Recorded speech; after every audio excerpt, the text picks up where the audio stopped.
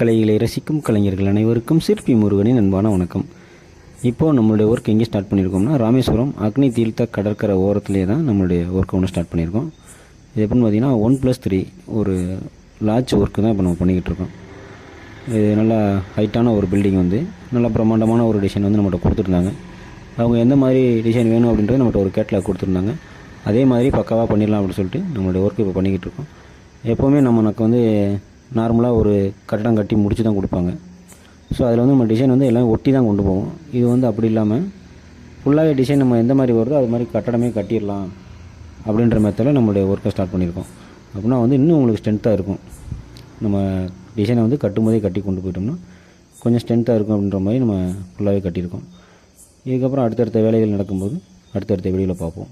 இது மாதிரி வேலைகள் செய்ய வேண்டியிருந்தால் நம்ம நம்பருக்கு கான்டாக்ட் பண்ணுங்கள். நல்ல முறையாக நேர்லேயே வந்து செஞ்சு கொடுக்குறோம்.